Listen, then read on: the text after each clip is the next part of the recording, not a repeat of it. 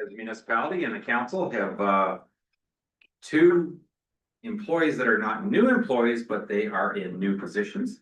So I will ask Jess and Megan just to give a 10-second comment to introduce themselves. Jess Gurley, Chief Administrative Officer. So I'm new to this role. I was previously the clerk in the municipality of Huron East. Prior to that, I have 20 years of municipal experience behind me, and I'm excited to take this opportunity with Huron East and take it to the next steps. I'm Megan McCollum. I was previously the Planning and Operations Coordinator. I have recently moved into this position. I'm about 18 months into the municipality with about 15 years of law experience.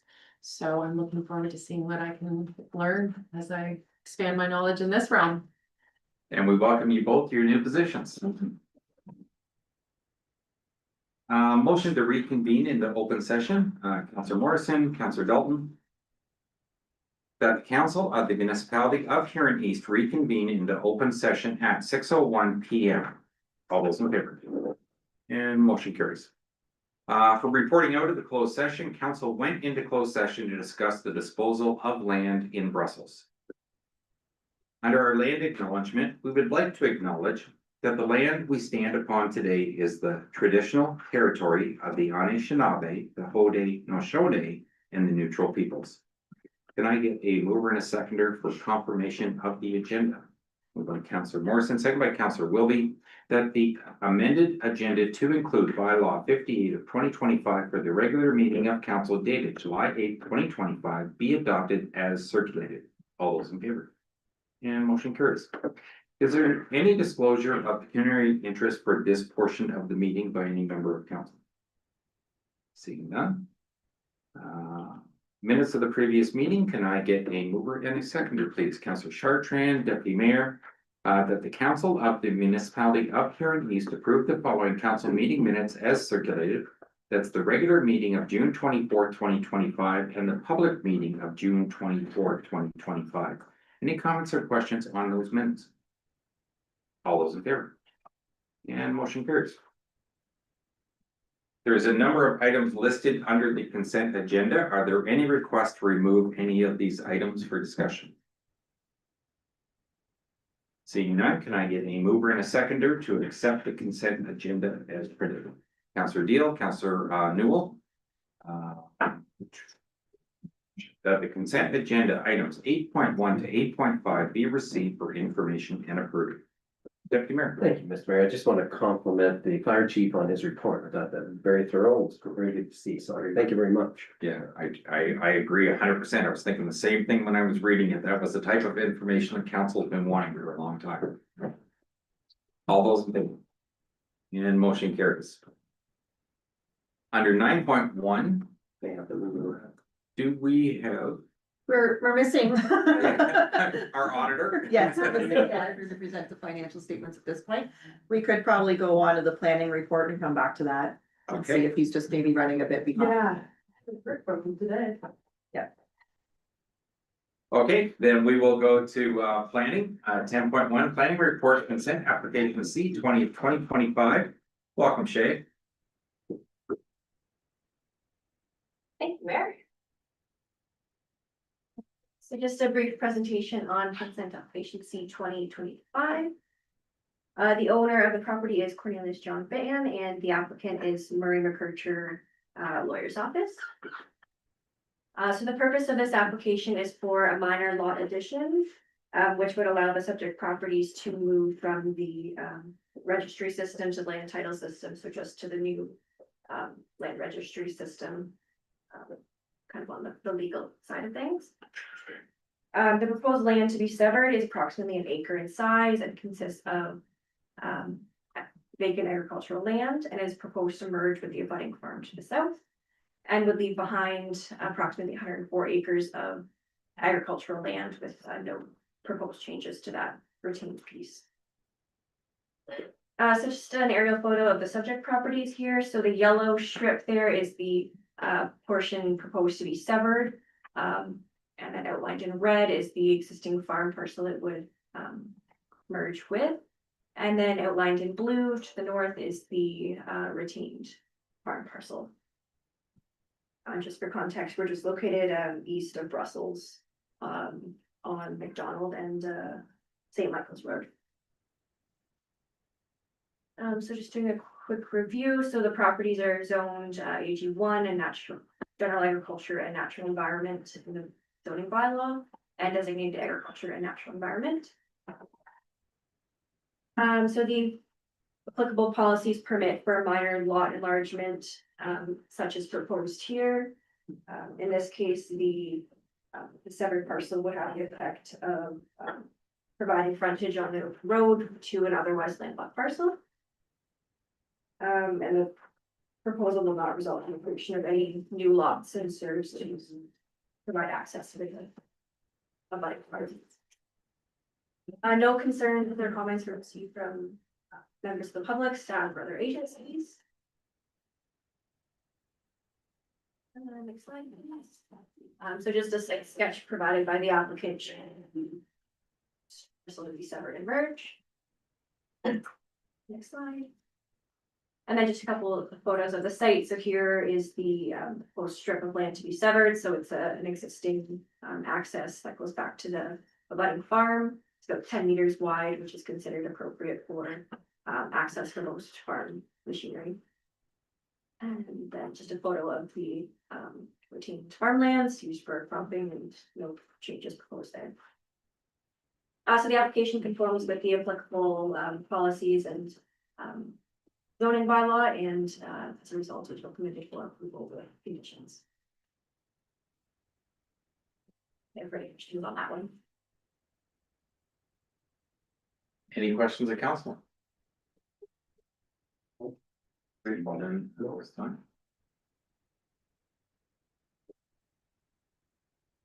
Can I get a mover and a seconder to accept the report, please? Moved by Councillor Dalton, second by Councillor Wilby, that the Council of the Municipality of Huron East acknowledge the report of Huron County Planner Shay Stone dated July 8th of 2025 and has no objection to consent application C20 of 2025, provided the conditions as outlined in the planning report are met.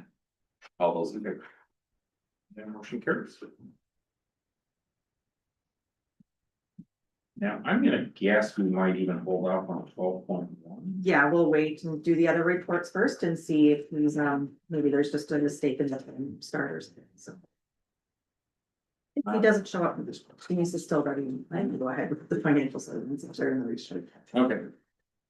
Under 12.2, the municipal grants. So got another 4 applications for grants, and hopefully we can close out 2025 grants with this report, and then we'll wait for 26 in September. But that being said, yeah, United Way is looking for a sponsorship for their cookbook.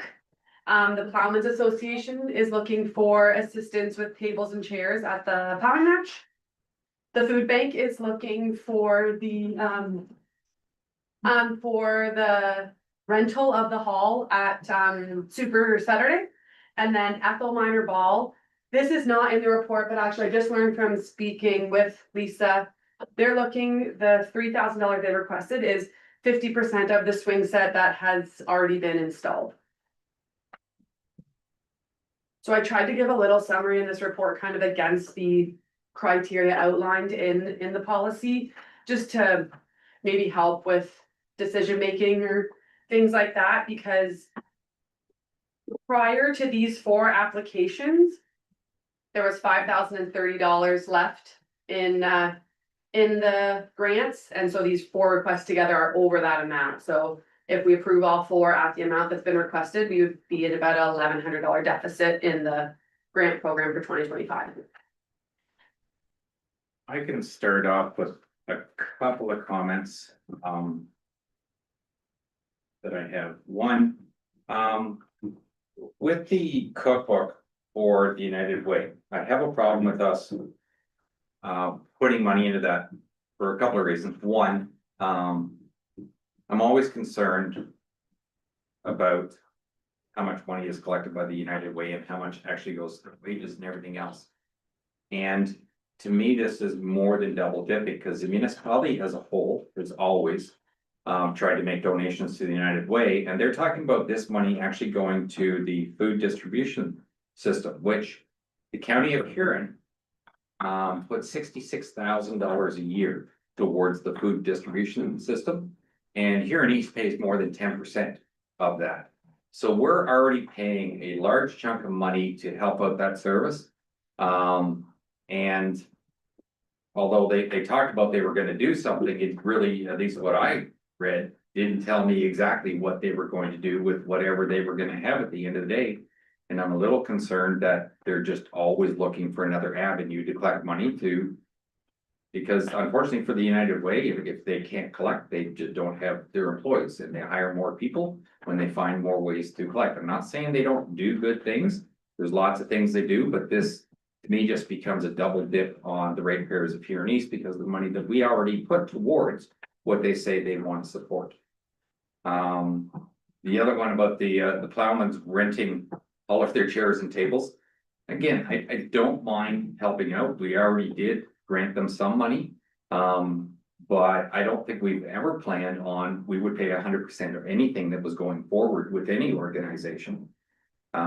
As far as the minor ball, I appreciate the update that you brought tonight, Denise, because I was a little wondering about what was actually going on and they've already done the work. Sorry, I actually just corrected, it's going in this weekend, these are. Okay, but we're close because the application, when I first read it, it was something where give us $3,000 and this is something we're going to do. And Correct, that yeah. apparently is not the case. And I forget, what was the fourth one?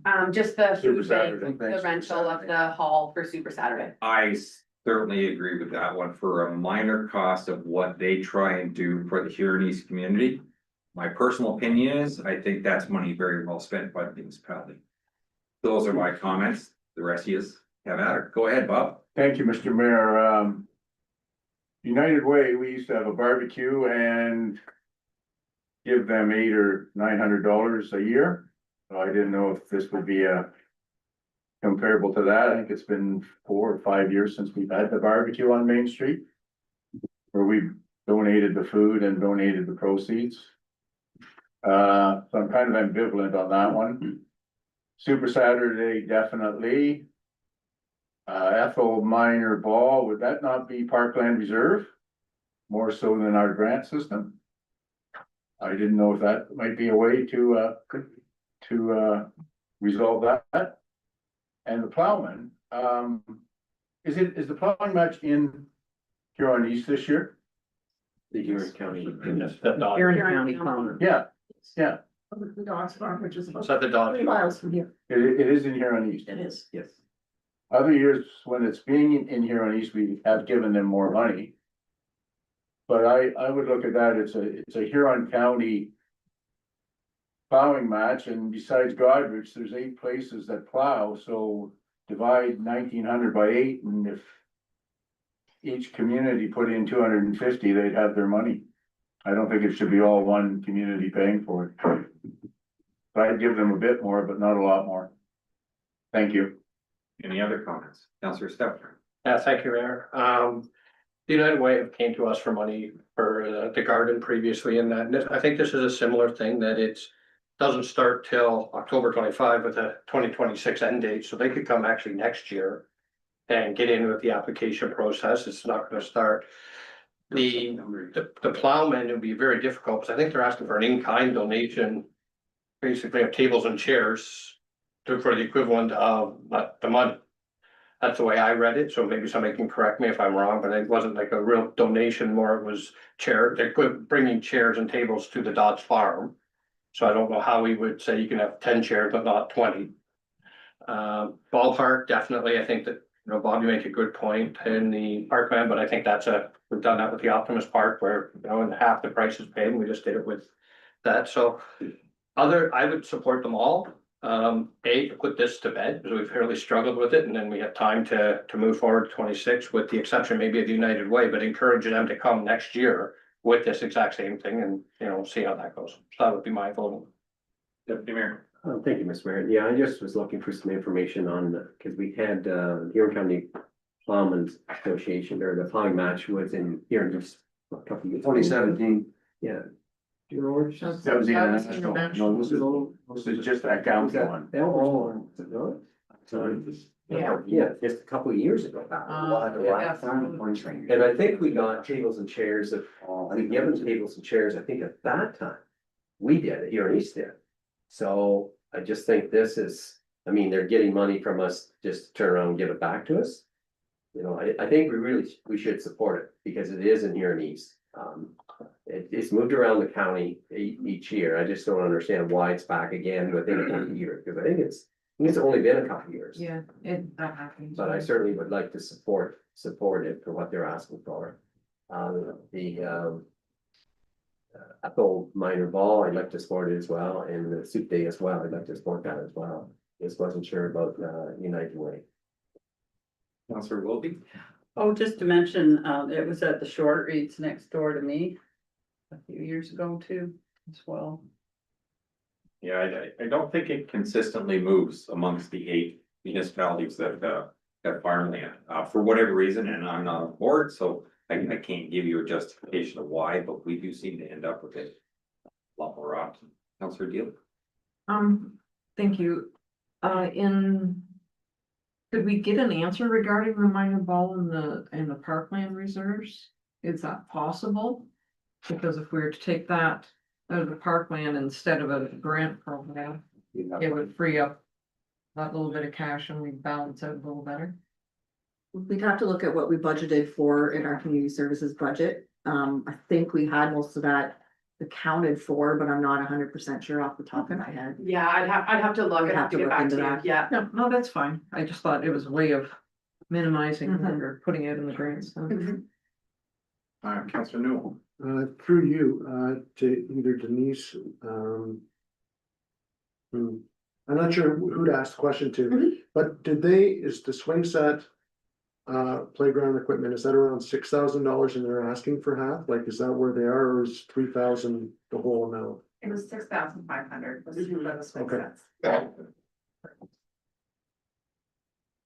Councillor Steph, or Chartrand, sorry. I'm okay with all of them, except the United Way. I like the idea of having them come back in the next round to apply. And I think that might bring your thing closer, right? Councillor Dalton. I was just gonna comment too, I would agree with all of them, maybe but the United Way, but on the Plowmans, they do move around here in county. And they've always historically got it from the local arena, so I think Brussels has done it, possibly Wingham. They've always got their chairs as a gesture from the local match. It was at our place one year and that's where they came from, was the Seafood Arena. Maybe Brussels too, but historically, they've always supplied the Plowmans. So if I understand correctly, all they're asking for is we supply the table and chairs, get them to the site where they're going to be, and then go and pick them up after the pick them event is up. over. They pick them up Oh, and they they pick bring them them back. Sounds And I would hazard a guess that they probably wouldn't face any danger. It's a late afternoon meal. There's nothing in the evening. It's a very safe event. Well, and I'm not concerned about that part, I just, again, when you give money already to an organization for a specific event, then they come back and ask for more, and maybe they weren't aware of our whole policy at the time or They whatever. That's what I so, meant. but really, I agree with the deputy mayor that why would we invoice them and then just give them the money to pay us? It doesn't make any sense. Why not just make an arrangement that you can come and pick them up Bring them back. and bring them back? That's what it will be. It's more of just it's an internal journal entry is what we'd be doing. So they wouldn't be getting invoiced for those is what they would normally get invoiced. So we're just saying that's a free rental on their end. And we just make that change over internally. Can I get a motion from council then, Councilor Deal? I'll make the motion to have United Way wait till the fall. And we'll support the rest of them. So with the statement of having United Way notify them that we're aware of the fact that this is a next year. Or over the course of the next year, which falls in next year's category for grants. And that they are welcome to reapply at that. Councilor Chartrand? Second. Okay, Just make one clarification. There was just some discussion around parkland reserves from community services with the ethyl vinyl bulb. So are we putting this through as we're approving it through council grant? And if we come back with a further report, or is it we're just putting it through as a council grant? Is there any reason to come back with a further report at this time? I don't think so. If we can swing it. let it go on. We were gonna be within what, $65 or something? 170 if you eliminate United Way. 170. We'll need that. Counselor Stufford? Yeah, and just because I think just take it now as is. That closes this for this year, then we can really fine tune if we have to for next year. All those in favor of the motion then? And motion carries. Counselor Chartrand, yes? Well, we're on the topic, so in September starts the next phase. So. Our current policy that Jessica just sent out to us, because some of us were confused as to what it is. If we are gonna make any changes, for example. No limit right now in our current policy. There's no line item that says you can't apply more than once. So if we do wanna make those changes, we should do it before we finalize 2026's grants. Absolutely. So whether we do that in the future, so that we're not bitter back and forth, because you shouldn't change the rules midstream. You should stick to your policy. And the other policy that we had, that Brad had said to us, was the non-for-profit groups that we have in our area, where any capital projects in the past, if they fundraised 50%, we would pay the other 50%.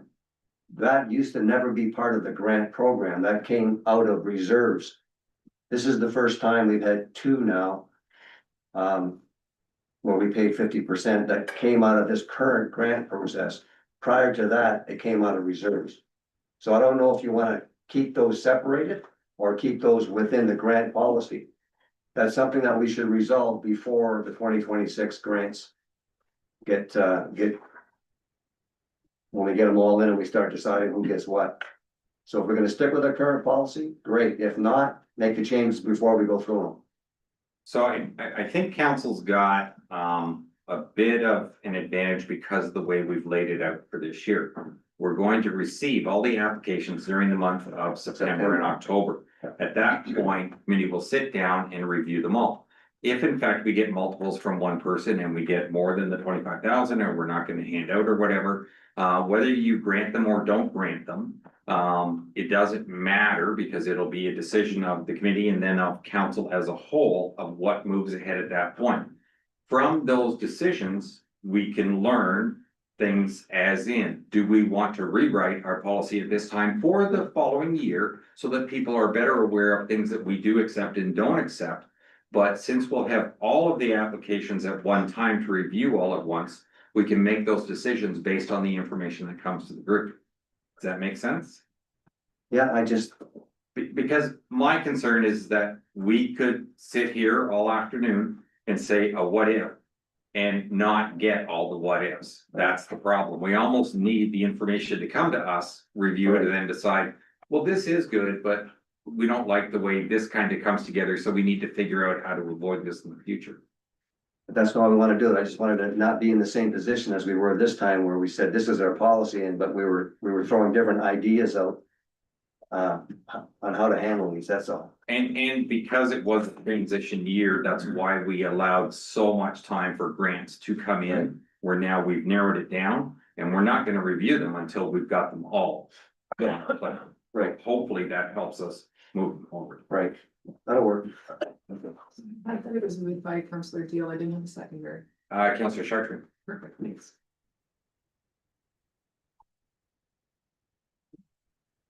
Okay, did we already, yes, we already passed that motion.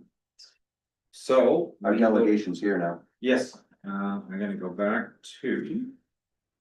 Wherever I was here. Page.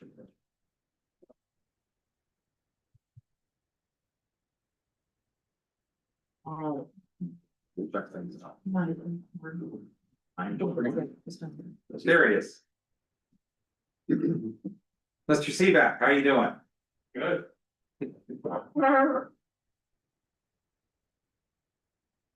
welcome. And you have the floor. Thank you, sorry I was a little late, I was chatting. Who are you chatting with? We're sad. We're waiting. I'm sorry, I was in her office, I saw the closed door. I went for a little hike, I hadn't been upstairs for a long time. Oh. I checked out the renovation, but anyways, good to be here. We're presenting the 2023. I realize that's later than normal would be, but I think the reasoning we all kind of understand, you know, we have a plan as auditors and to get 24 done as soon as possible, so I think we're on the right path. Our report are the full audit financial statements, and then there's a 2-page report that just has a little more detail and a 5-year summary of that. The audited full statements, they don't have as much information, but they're important because this audited statements and the FIR financial information report go to the ministry, and that's how they see your municipality. The only thing that's consolidated that kind of skews things a bit is your share of the Mid-Huron landfill site, which is 23%, and the Mid-Huron Recycling Center Board 33%. So that adds 1.2 million cash to your statements. It adds 2.5 million to your landfill closure costs, and reserves adds 1.2 to your reserves. So that's just something we have to add to. So when you're looking at our statements, this shows you have a little more money and a little more liabilities.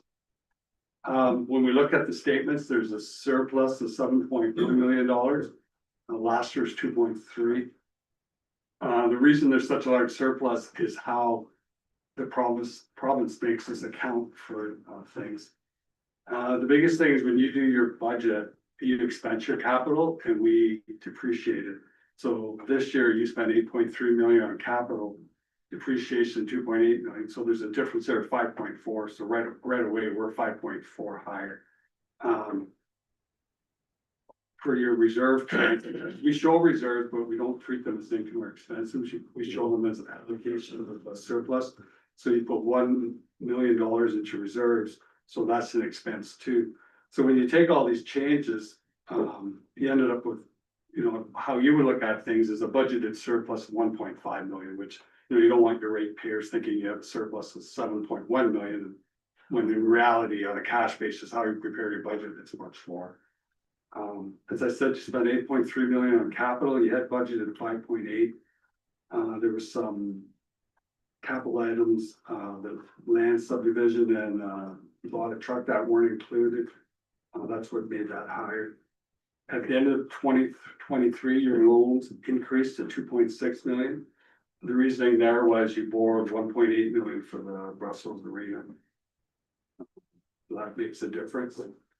Now the province calculates the maximum what your payments can be, 25% of your revenue, which would be around 4.1 million. Your debt payments are 241,000, so you're very much within that. At the end of the year, you had reserves 13 million. Last year was 12, so you're up $1 million. The only caution there is 7.5 million of those reserves are designated for water and sewer. So when you look at your reserves, you have to realize some of that is allocated for specific things. The other thing that happened in 2023, there was a new accounting policy called asset retirement obligation. I think they made new policies to keep people like me in business. So they replaced the older policy, which was called landfill closure cost. So basically what it does is it has the same premise where it's trying to estimate how much money you need today to pay for something 15 years, 20 years down the road. The only thing is now it includes buildings. So a lot of your buildings, like the Vanastra Pool, the community centers have a disposal cost in the future. So that we have to set that up. You know, in reality, it's a non-cash item. It sits on your balance sheet. And when you actually have to deal with it, you'll pay for it either out of operating expenses down the road or reserves down the road, but at least it's something that we have to set up. As far as the audit, other than being a little later, we did an interim audit in the first week of June. We were here for a final audit. We received cooperation from the finance department, all the other departments we bothered. So when you have a clean auditor's report, we didn't come across any significant unusual transactions other than the normal course of business. Didn't have any discussions with management other than the normal course of business, and everything we asked for was provided for. We have access to your financial records, anything else, so that's appreciated. So the first report I would talk about is the report to council, the very first page. It's called financial indicators, basically it's your balance sheet. Your bank's up, that's because you cashed in some of your high interest savings and your investments. So your bank's up a bit. Of that, your general bank's 1.6 million. Taxes are a little higher, but I think they've come down since.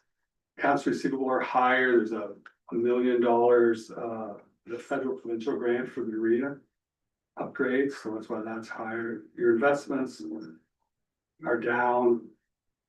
Cashed in some money, probably for the arena, etc.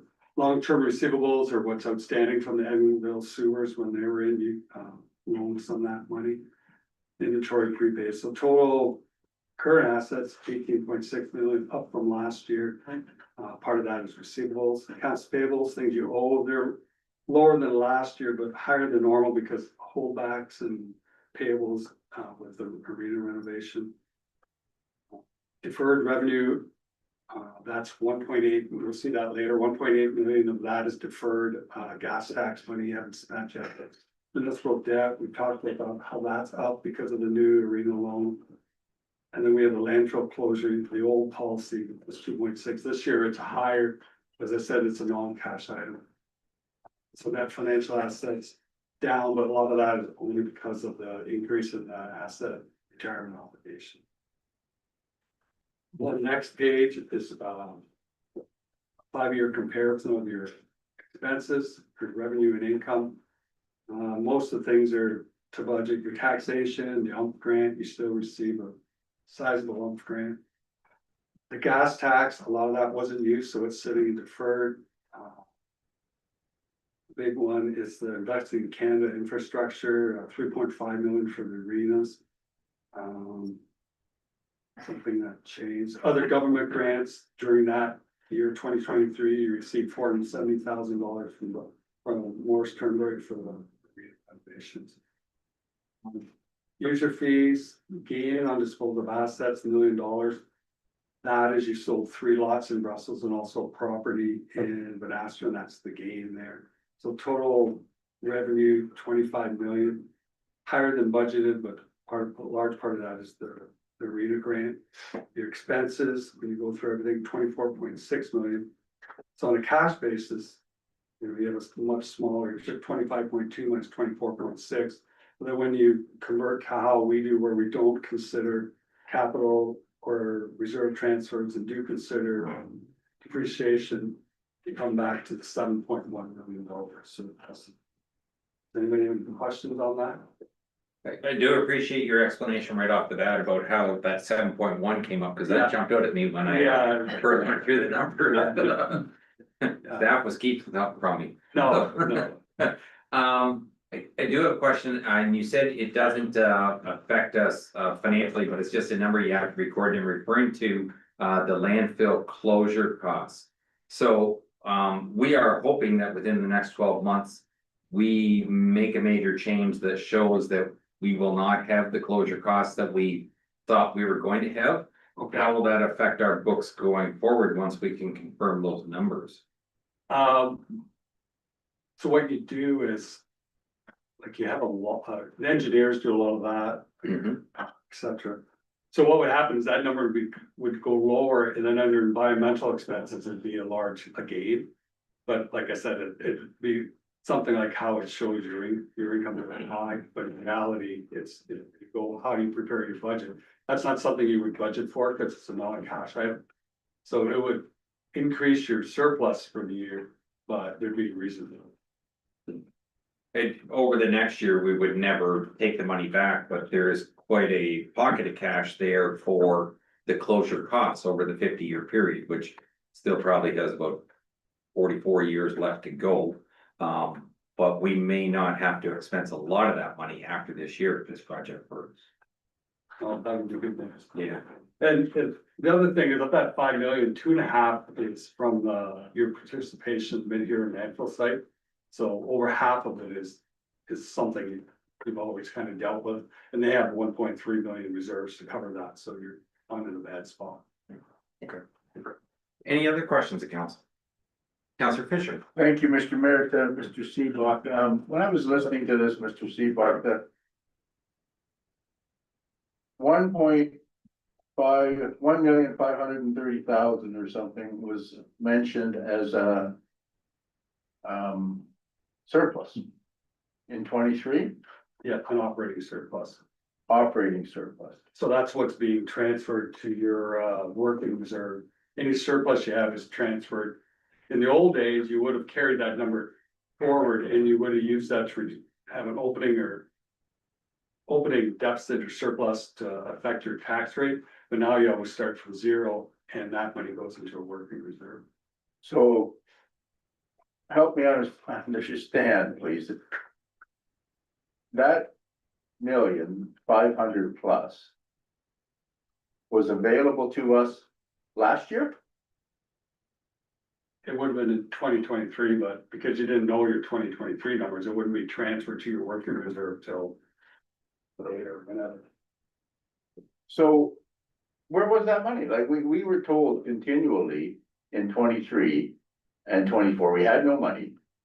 We're tight to the bone. We increased our overdraft from 1 million to 3 million. We borrowed money in 24 to buy things. So where, Well, I don't understand where that 1.5 million, did it just come out of a drawer? I'd have to go through your operating line by line to figure that out. But then you had higher capital expenses, so then that money could have been used for that purposes. I don't follow that, I'm sorry. Well, you would have invested in capital, you would have an operating surplus, but you would have put that money into capital items, such as the money you put in subdivision, et cetera, to pay for things like that. Okay, but then it should, again. At the Then end you of would the have an year, we ask- still had that money. Well, you would have an asset, you'd have an investment in capital items, but you wouldn't have the money in the bank anymore. I'm doing a death row toll here, think of the brick, I'm not following you. When If you I say you can, have a 1.5 million surplus, to me, that is. A An stack operating of $100 bill. But then you probably spent that on a capital item. You invested that into capital, so you have an operating surplus, but you spent it on capital. So that's not a surplus if we spend it. So it's still an operating surplus, but. two separate sets of books, Bob. Our operating and our capital are technically two different accounts, the way we do the accounting system. So although we had a savings in our operating over what we had budgeted, one prime example would be when we upgraded the electrical system for the lots in Brussels. We had to pull that money from somewhere. So that could be where we pulled that money from without having to go borrow that money.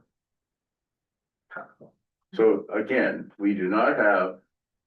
We A do stack not of have $100 1.1. bills sitting in the bank ready to use. No, we do not. Okay, Councillor Chartrand? Yeah, I was having a tough time with that, because when I read. Council of Municipalities East approved the transfer of 2023 budget surplus. Of $1,500,000, like. And put it in working reserves. Year after year, as long as I've been on council, every time we come to our budget, I always ask the question. Do we have any surplus from the year before? In 2022, we got told we haven't figured it out. 2023, we're just here getting this now. Is that? It says budget surplus, is that? The only reason they use the word budget is because when we calculate it, we're doing it according to the accounting standards and we're capitalizing capital items. And as I said, when you calculate the 7.1 million, it's a different way to calculate. You have the same books and everything. Yeah, It's just how you set. you can understand my point when we're Yeah. sitting down here to do our budget. Yeah. First question is, how did we do last year? So we can make some decisions. Well, we'll raise the taxes 2% or 3% because we had this much surplus. I don't know. I mean, that's what I thought when I read this was surplus that we could have used towards projects. but I was confused when I read it too. Counselor Stafford? Yeah, thank you. I think the delay probably is, now that we're kind of catching up, if you will, and doesn't matter why. Make for easier numbers and explanations going forward and I guess for Treasurer Denise there. Does that help you now to go forward for the future years, because you're newer to the position, where now it's actually your budget and your, the team of all the leads? Does that help you?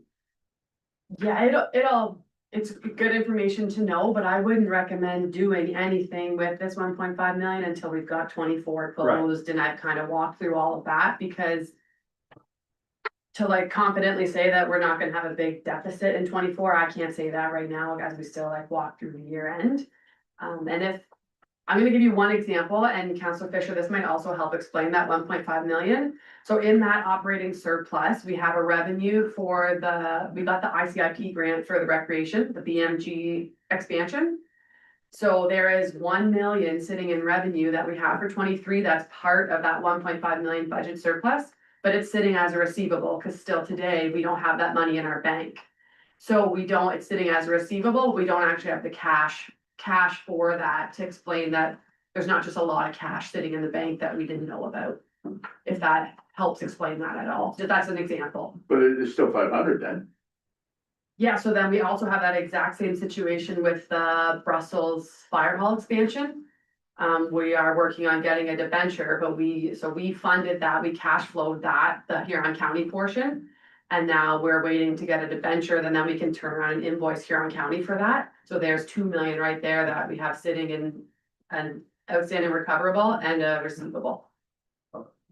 That we don't have cash for yet. So where is this 1.5 million being put?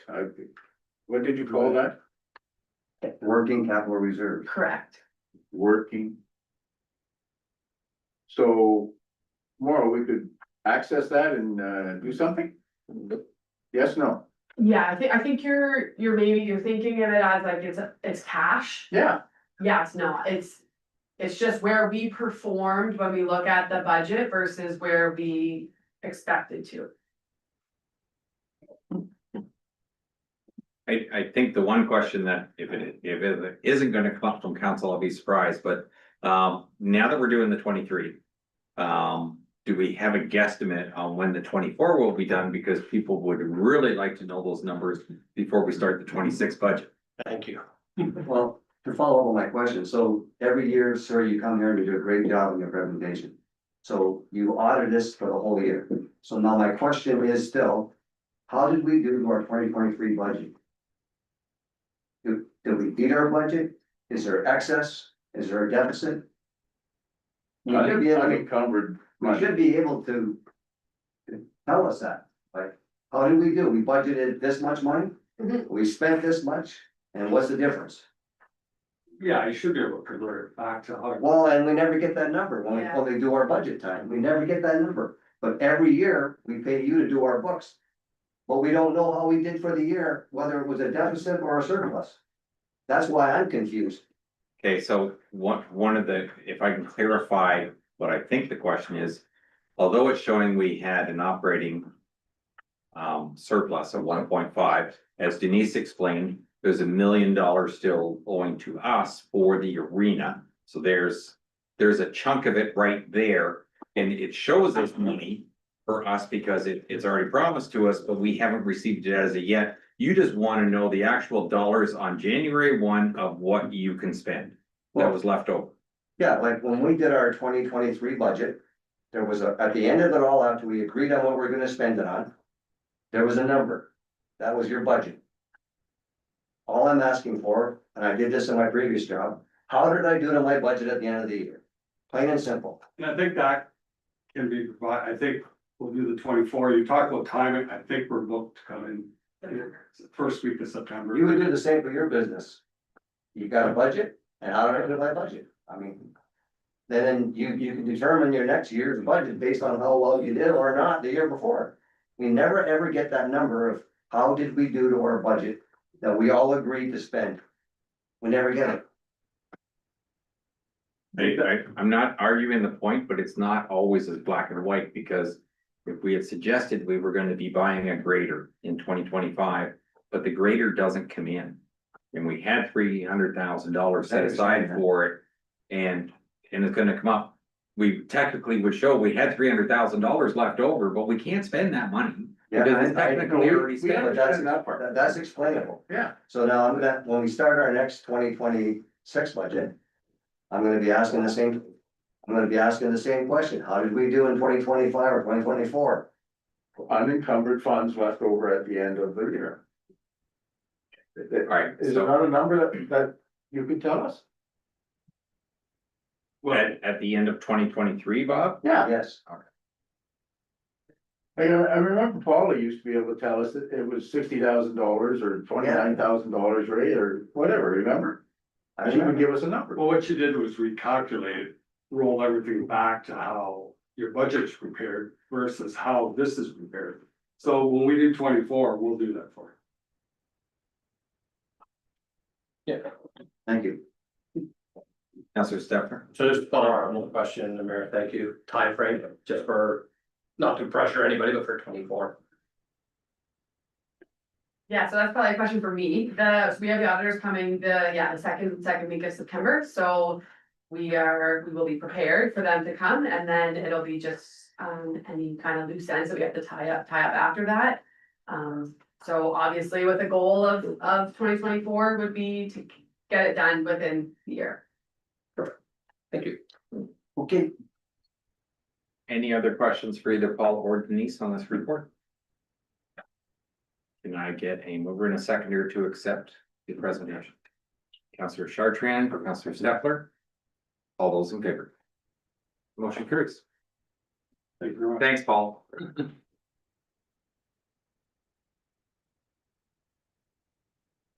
Yeah. 12.1, financial statements. Yeah.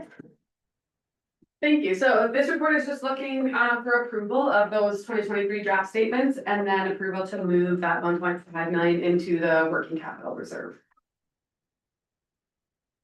Councillor Stefler, Motion that. motion that, and do I have a seconder? Good Councillor- question, Mr. Mayor. Oh, go ahead, Councillor Fisher. Did you second it first? Sure, I'll second. Okay, go ahead. All this money that is, owed to us, like, the arena is built, why don't we have the million, any idea? Yeah, so there was a bit of a hiccup in claim submission. So just I think with like the turnover in the previous treasury position, just maybe like a lack of training on how to kind of submit those claims. But it has been submitted. I've been in contact with an advisor there about it. Interesting enough, he said our claim actually isn't old enough to have a top priority right now. He's working on ones that are older. So so he said once he has those cleared up, he will get to it. So I am almost like twice a month contacting him to get a status update on that though. What, and then there was another one that Mr. Seabock referred to, gas tax or something, we haven't got all of that?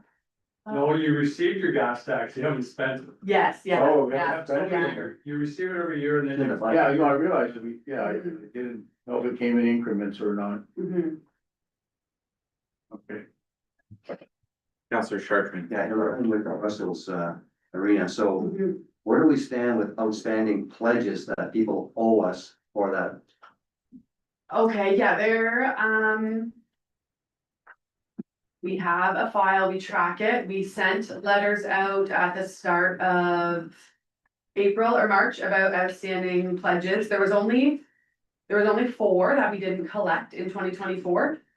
So then we've been in contact with all of those people, and then there's roughly, and I'm talking pretty roughly here, about 260 to 270,000 expected in 25 and 26. At end of 26? Correct. Yeah. Any other questions for Denise this time?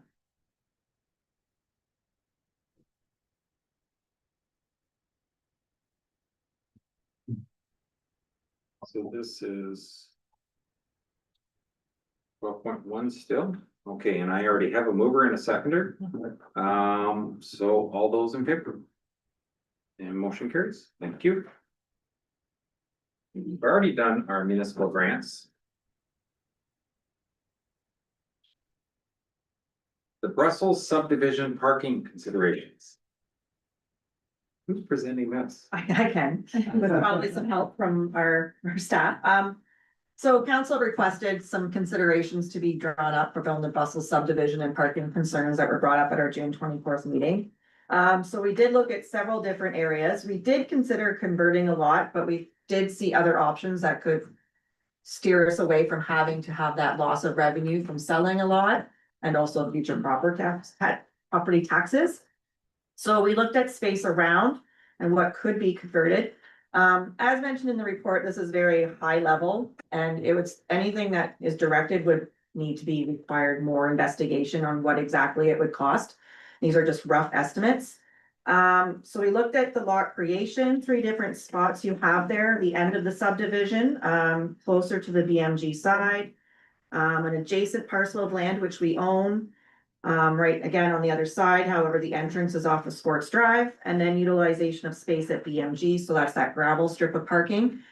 It's could maybe 2 times out of a year be used fully, that parking area, but mostly that's unused parking at BMG. Again, any of those types of options, we need to look at enforcement, managing the fees, what we would charge for a permit, any cost recovery, as well as how we go about maybe securing the lot, especially if you're looking at getting full recovery back for the amount going into those. So we're looking between around $15,000 for the lot creation. If you're just using the BMG, then it's not really needing to take topsoil or bring in a lot of material. It's just maintaining that. So that's what your lot creations kind of could look like. And then we did look at parking restrictions. So staff would be in favor of implementing this for the next council. We're looking at the inner block as the restricted parking lanes or side of street parking. And then just a caveat as well as a reminder that winter parking is always restricted for those months. So those would involve needing to look at landowners, get them to remind them that this is coming, put up signage, and that could be in effect for the August 12th meeting. And then we did work with our planning department to look at considerations for any unsold lots we currently have. And although we can't do anything with additional residential units, we could look at doing the main unit to go up to 2 spaces. So that would give you some more parking if you're looking at those unsold lots. And I think we have a few left that we could still utilize that for. The strip parking as well, we have to be mindful, the one at the end, that would butt into phase 2. So that would only be a temporary solution until whatever council decides to do with that phase 2 portion of that land. So really it's for council consideration, anything you'd like us to investigate further and bring anything back, or if you'd like us to move ahead with kind of the restriction, we're looking at future lots. Councillor Chartrand. So if we use the gravel strip at the Brussels Arena, that would be no different, in my opinion, than like we have the public parking out here, right? Except we're asking for people to pay for their permit, correct? Because people are gonna want an assigned space. Right. So if they're using this as additional overflow parking, it's not so much public parking. Correct. If you're gonna pay for your permit. Right. And your spaces is utilized because people think it's public parking, there's that enforcement and managing piece coming into play as well. So all we have to do really is to put signage up for this is your parking spot, 8 numbered or whatever, right? You could number the lots, yes. It's still enforcing other people not necessarily using those spaces. And how many parking spaces do you think that would hold? All of these gave us about 14 to 18 spaces. And just to consider also, we need to, this doesn't, the fees or the estimates I kind of put in there doesn't equate for future snow maintenance, removal, because there was some of those concerns as well, especially with the strip parking. You have the ability to snow people in, because the snow pile is at the end of that strip as well. And then with the Brussels, the adjacent lot as well as the strip parking, you're looking at ease of access to those residents. So pay for your permit, but you need to walk around the subdivision to get to your vehicle. So from a staff's position, what do they think the best, what does staff think the best scenario is? We feel the best scenario is you're looking to look at the zoning restrictions on future unsold lots, as well as restricting parking on that inner circle. Counselor Stefan. Yeah, thank you, for just saying. Is the garage parking spot in the laneway, or is that just, the garage is more a storage shed now? Like, there's really is two spots for There each is, laneway and now. part of those considerations, what we'd like to do is remind individuals about utilizing the spaces they have. I don't know what's in everybody's garages, but they could be using it as storage, they could be using it as parking. But it gives them an alternative, so they don't have to pay if they wanna That's, access, right? yeah, so The second thing is, are we able to put up signage now and notifications that, like, because I think it's important that we start getting that message out there, not only to the residents now, but the developers that are looking at. correct, so part of this plan is regardless after this meeting to put out those notices, hey, reminder about your parking. Look at your available options. To developers, look at who you're developing for, I guess. And then if the restriction goes forward, those notices would be going out right away that we're gonna be restricting that inner circle as well. Thank you. I'm going around the room. Counselor Fisher next. Thank you, Mr. Mayor. I think this is if we build a parking lot or we're opening up a real can of worms for enforcement. Somebody comes to visit and or somebody comes home at 10 at night and somebody's in their parking lot. Rocco Bank ain't coming out to throw them away. So how are we gonna enforce it? There's gonna be RVs, there's gonna be boats and trailers, there's gonna be more and more and more, and I think we should stay away from it totally and put the onus on the landlords. Or the homeowners. These people that, the gentleman who was making 4 units into 8, the onus should be on him to provide parking for those 8 units, not on us. I don't think that's something we should get involved with. Thank you. A comment on a couple of things. If in fact we rent a space to a person to park their vehicle, Mr.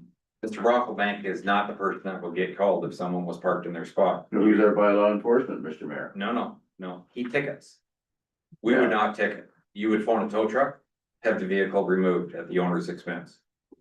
That would stop that from happening in the future, and that's the proper way to handle it. You don't need to phone the bylaw officer. The bylaw officer will be called if in fact we put up no parking signs on one side of the street and somebody continues to park on that side of the street. We will call our bylaw officer to make sure that those rules are verified. So somebody parks in my parking spot in Brussels and I come home at 10 at night. I phone up Mr. Fritzley and say, come and tow the car away? You're absolutely allowed to do that. And most of it, Mr. Fritzley says, no, I'm not doing it without OPP in case somebody smacks me. That's the can of worms you're gonna get, Mr. Mayor. I think we probably could ask Mr. Fritzley or any other tow truck operator, but I suspect that when they get a call, that you own that spot. It's your property when you're renting it. If someone parks in your laneway and you didn't want them to, you have the right to phone a tow truck and have it removed. It's no different than whether it was in your driveway or in a spot you rented. But okay, I see this as a huge problem going forward. I agree with the fact that there needs to be a lot of discussion if we wanted to open up our own rental spaces. Snow removal of the rental space would be a large consideration because we'd have an obligation to have it cleared just like we have to have the roads cleared. There's a lot of things we have to take into consideration, but it would not be Mr. Brocklebank that we follow. Okay, then I was mistaken on that. Parked in the wrong spot.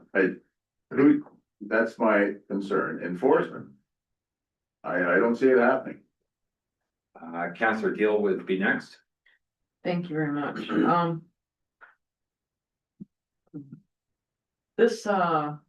This issue is coming up because of the extra, like the duplexes and stuff like that, I'm assuming. Yeah, so having more than one vehicle, right? Exactly.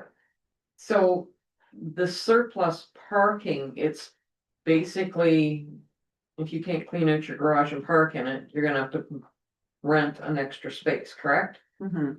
All right, thank you. And I can see, I agree with Mr. Fisher or Counselor Fisher, because this is gonna be one of those bad neighbor things really, really quick. If, I call the cops on you, or call the tow truck and your truck's gone in the morning, and mine's sitting there, it's. We'd also have to investigate who has the additional vehicles and how do we enforce them buying a permit or renting a permit? More time and labor for our staff, don't wash with me. Deputy Mayor. Well, thank you, Mr. Mayor, and kind of what Councilor Gill talked about, it's kind of the same thing that worries me. You know, people are gonna clean up the garage or not, and if they don't, then they're gonna park out on the street, you know, so we gotta either enforce that part of it. My next question is through your comment through you to CAO. So if I had a duplex or a quad or something like that, and I'm providing parking spaces in front of my place, is there any rule for me to make more parking spaces? Like make my whole front lawn parking spaces? Is there any rule to that? If I wanted to do that? That'd be a question for Shane. Yeah, I can speak to that. So in a residential zone, we don't permit a parking lot in the front yard. It can be you park in your driveway, so the second you park, turn off your driveway to a parking lot in your front yard, that would not be permitted. As per the building bylaw. But even if I was providing more spaces for my tenants, Yes, we would have concerns with that for, lack of green space in the front yard and drainage concerns and impact to the roadway. and I'm just trying to fix a problem.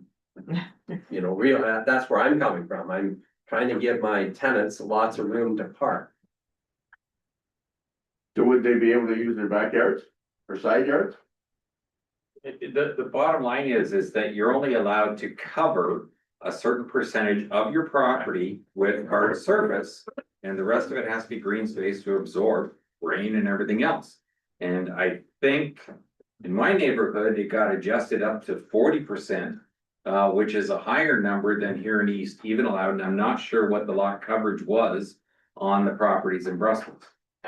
But most people in my neighborhood have maxed it out. Now, in fairness, I've talked about the cars parked on both sides of the street at my daughter's place in Waterdown and how it actually is a calming effect for traffic, but they have the same rules. Nobody can park on the streets in the winter, and I'll tell you, you wonder where the heck all those vehicles go, but it's exactly that.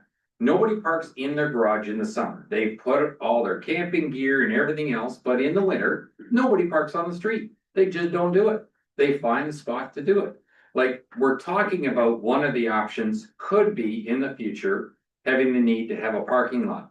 We're not there yet. And I'm gonna say that if we put up the signs that you can't park on one side of the street, at least the street itself will be more accessible to everybody. That's a good start. It sounded like the resident that came here that had the concerns, that was a major step forward and she appreciated that suggestion. If in fact we have complaints from the people that actually live there, that they can't abide by the rules, then we've got a need to look into something else. But we're not actually at that point yet. Staff have come back and answered the questions that we asked of them. They're not saying we need to make a decision to go ahead with this tonight. The only thing they're looking for is direction of, do we even want to take step one, put up the no parking on one side of the street and see how we move forward? We're trying to thread the needle here when we don't even have the thread. So, Councillor McGrath was next. I agree with Councilor Fisher. I think it goes back to the property owner because at the end of the day, but I will agree with your sign on the one side of the summer. I agree with that. Because she was concerned because they're both sides and choking off the traffic. But number one, okay, let's have parking over at the arena and we'll supply space, we'll pay, we'll put your number on and everything else. I'm not giving you $80 a month to park my car and I gotta walk a block and a half to get home. I want a house. Why am I doing that? Just doesn't make any sense, not to me. And that's the biggest concern I have there. Charging, and are you gonna park your car somewhere where you can't keep an eye on it? A lot of people don't. They want their car where they live. So I think the one side of the street's a good idea. Wintertime could be you know, you might designate something that they could use the arena section in the winter time. Thus knowing those, you know, you can't park there in the winter time for certain months, so you're gonna have to move your car. But I'm not giving you $80 a month to park my car, and I'm not gonna walk 2.5 blocks or whatever it is to get around to my house. It ain't happening, just ain't happening. And we're not at that point as of yet. Back to Councilor Chartrand. Yeah, I was just gonna say at this point, I think we should just start off with putting the no parking on one side and go from there. Hey, and I'm certainly hoping that once we've restricted parking on one side, it makes it easier for the neighbors to actually use the street that's there. If in fact, the neighborhood themselves find that they don't have enough spots to park and they come to council, we could have this discussion with them. Here's some other options. The problem is that we've already got a number of places built. And the people that live there have to figure out how to solve the problem. It's not the municipality's problem. If we have to, we'll put rules in place to solve the problem, but they should be able to solve the problem on their own. Councillor Steffler? Well said. I concur. Let's give them a chance to solve it. We're gonna put signs up, we're gonna ask them to be good neighbors. And when the good neighbors doesn't come, they come to us, well, then we have to react. Councillor Deal? Sorry, are trailers and stuff allowed to be parked on the grass part of your yard in there? Or are people going to park trailer or rent one of these spaces possibly and have a whole bunch of trailers parked along there? Like, that's gonna be another. But in fairness, staff brought back some information based on what we asked them to look into. Right. We're not prepared to figure out. It's just another thing. We've been 8 months on a grant policy. We're not gonna figure out this parking policy this meeting. But as you said too, I know some streets up in Wingham that you can hardly maneuver down them in the summer, but those cars are all gone during the winter. Yeah, that's right. They find a way. Yes. That's a lot of money to keep parking on the street. Thanks. Now, if we do want to move ahead, and it sounds like I think there's an agreement that if we were to go ahead and authorize staff to come back with the bylaw, that we would put the parking signs on one side, they'll prepare the notices so that the residents in the neighborhood are all aware of it. And we have to notify both sides of the street because it's not just the people on the one side that we're telling. It's everybody in the neighborhood. You can only park on the one side of the street. And that notice will also reinforce the fact that during the months of such and such, there is no parking at all because of snow removal in the winter. So we're also clarifying what their expectation should be for over the winter, that they'll have to make sure that they've got a spot to go wherever. If council is okay with that part of it, we just need to make a motion asking staff to come back with that bylaw and prepare that information for the neighborhood. Moved by Councillor Fisher, second by Councillor Dalton. Any other comments or questions? All those in favor? And motion carries.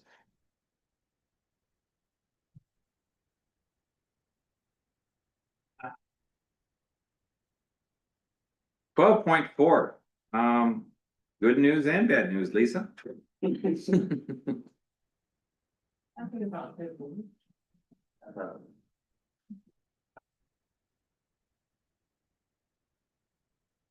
All right, so my report is to implement the capital projects that for the Seaport District Community Center for a chiller and a header, as well as for the Brussels Morrison Gray Community Center for a brine pump and electrical panel.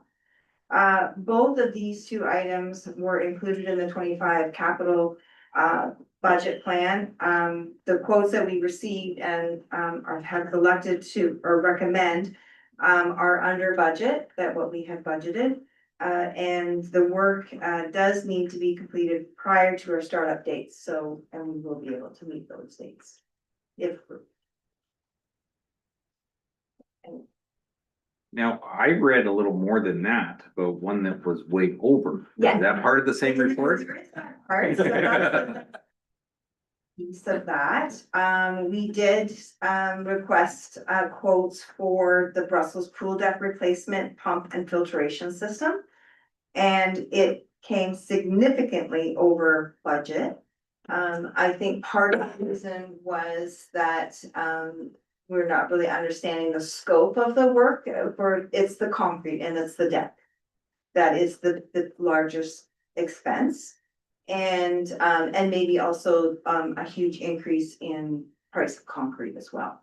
So, I'm suggesting that we look at some other avenues for that. So this motion would just be for the two items that came in actually under budget to move ahead with. That is correct for both of the ice facilities. Okay, any comments or questions? Councillor Stefler? Is the pool deck pump and filtration, is it on its last legs? Is it gonna work through the summer? So right at the moment, we did make a rapid decision to replace the pool filter, because the laterals were broken on it. And to go to the expense of repairing the laterals, which basically is you have to take a filter out, you have to dig the sand out by hand.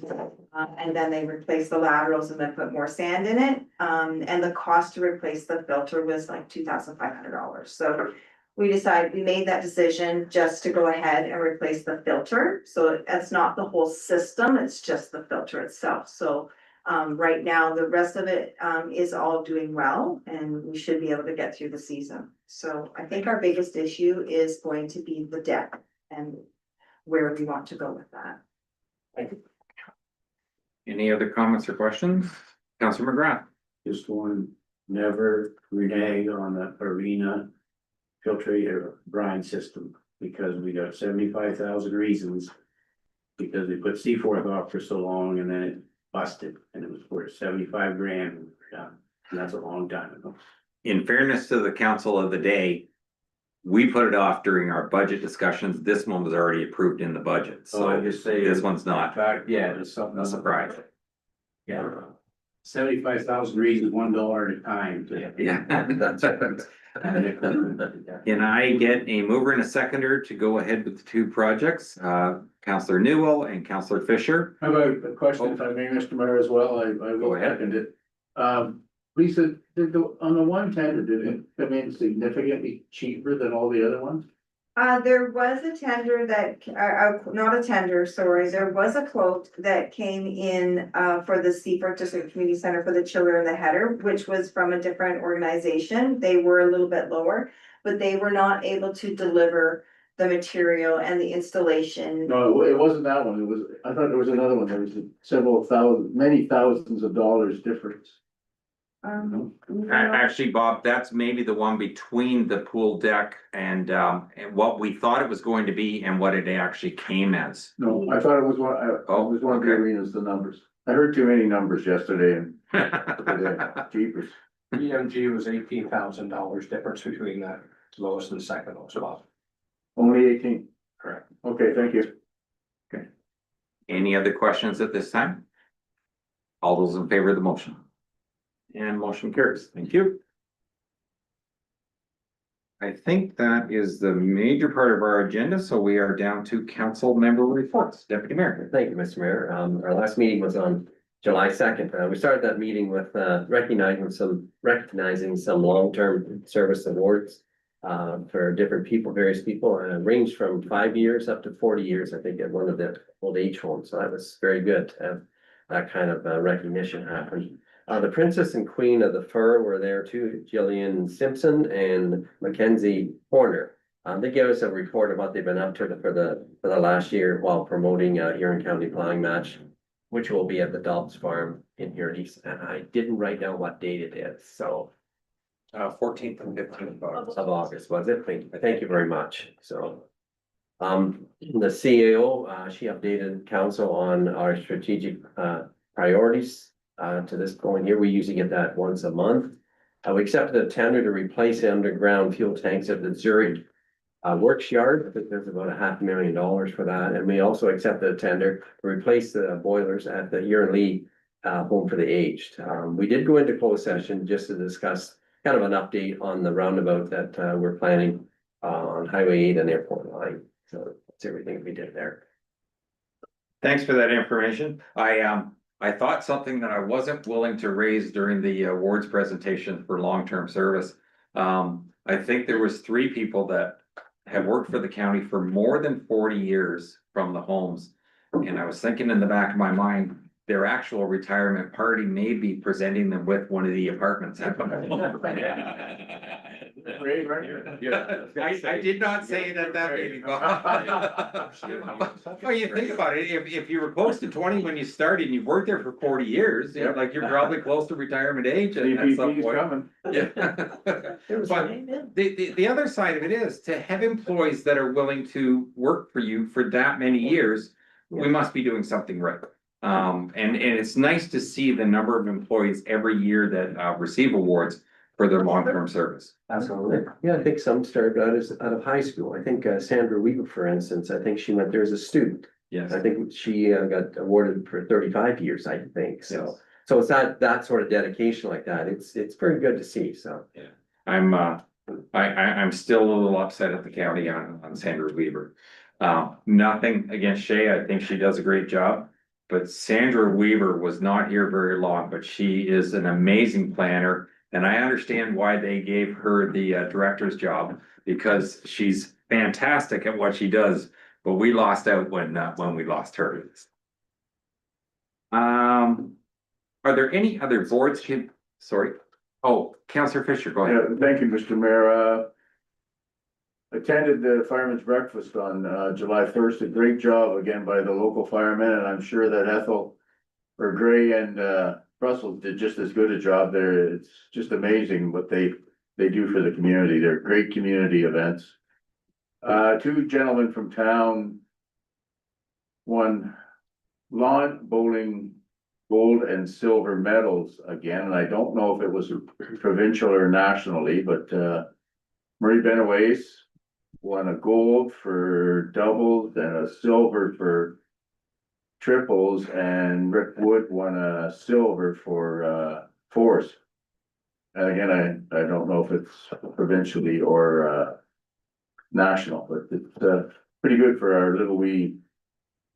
Maybe shouldn't say little we in public, but our small Seaforth Lawn Bowling Club to be doing that well. So these gentlemen should be commended for what they've achieved. Thank you. Okay, thanks for that information. Councilor McGrath. I was looking a little late coming in, but I had like to submit this as evidence for the council. Ratepayer has concerns with our compost site. He's ramping up his purchases on Warfare. That's when the garbage gets out there, and he lives right across the track. There was some kids out there the other day on dirt bikes jumping across the wood pile of all places. And it's been on fire a couple of times, which isn't supposed to be, but it has been. And his house takes the brunt of it because it's just across the tracks right on the hill. Okay. So we should look at something, either his letter more or less says he wants it gone, but I know that's likely not gonna happen. We did set up a place at one time out at the pit to have it gone out there instead of that close to houses. But we should look at some kind of rodent control or something, because he says, especially pumpkin season comes along, he says, like his house just as you can hear them. And when they're chopping the trees, when they're shredding up the wood, his house is just a dust bowl. Just the dust, dirt flying, it's just right across it into his house, and he's got to close it up. And so we should do a little investigation into something we could do, possibly put a fence, an 8-foot fence, like along the railroad track section down the depth of the site or whatever. Not necessarily help with the smell and stuff, it's not that bad, but. And maybe look at rodent control at the same time. Because yeah, he's been fighting this a long time.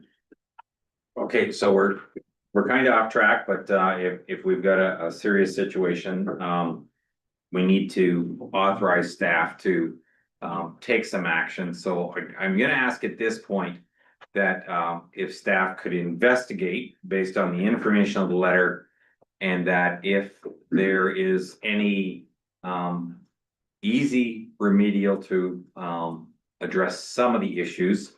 But that bringing back a report to council, would be beneficial to the council to decide what to do, but if there's something simple that would help out between now and then, to authorize them to take those actions, is that acceptable? Well, yeah, he's got to have something done. He was down the other day, like he says, he has a share in the rat bait company. At Okay. this point, so and they are coming from there because I mean, there's kitchen waste and stuff over there, so. Okay, can I get a mover and a seconder for what I just stated, and then we can have discussion if we need more. Moved by Councilor McGrath, second by Councilor Deal. Councilor Chartrand, you had a question? Yeah, the last time this came up, where the garbage and the kitchen stuff is the actual compost pile. And, our boys would change the frequency of keeping it cleared out. So if it's not there, because they have the cement and abutments all around it, that keeps the compost in. If they keep that clean, then the rats got nowhere to go. But if it builds up, then that's when they can come. So that's, could be part of the strategy, on how to circumvent the rodents in the area by keeping it clean. At best, I only take stuff out there a couple of times a year. I work there regularly, So I'm gonna leave it up to staff to, when they go out and investigate and decide what they believe might be a solution moving forward. Any other comments or questions on the motion? All those in favor? And motion carries. Back to, are there any other boards, committees, meetings, or seminars that anybody wants to report on? Seeing none at this time, are there any requests by members? Are there any notices of motion? Any announcements? Councillor Newell. Just a reminder to everyone that the Brussels Tigers fastball tournament is on July 18th through 20th. So a good event for the whole family. We are down to bylaws at this point. Can I get a mover and a seconder to introduce bylaw 57? Moved by Councillor Steffer, second by Councillor Dalton, that be it hereby resolved that bylaw 57 of 2025, a bylaw to deem lots not part of a subdivision, be given first, second, third, and final readings, and signed by the mayor and the clerk, and the seal of the corporation be affixed thereto. All those in favor? And motion carries. Mover and a seconder for bylaw 58. Councillor Deal, deputy mayor. That was two separate people. That be it hereby resolved that bylaw 58 of 2025, a bylaw to temporarily close a portion of Main Street Seaport, be given first, second, third, and final readings, and signed by the mayor and the clerk, and the seal of the corporation be affixed thereto. All those in favor? And motion carries. And a mover and a seconder for the confirmatory bylaw, Councillor Wilby and Councillor Chartrand, that be it hereby resolved that bylaw 59 of 2025, a bylaw to confirm the proceedings of council, be given first, second, third, and final readings, signed by the mayor and the clerk, and the seal of the corporation be affixed thereto. All those in favor? And motion carries. And a motion to adjourn, and just before I ask this, or read this, August 12th, is that our next council meeting? Okay, good, thank you, just for verification. Motion to adjourn is Councillor Deal, Councillor Fisher. The time now being 7:24 p.m. The regular meeting do now adjourn until August 12th, 2025 at 6 p.m. All those in favor? And motion carries. Thank you very much, folks.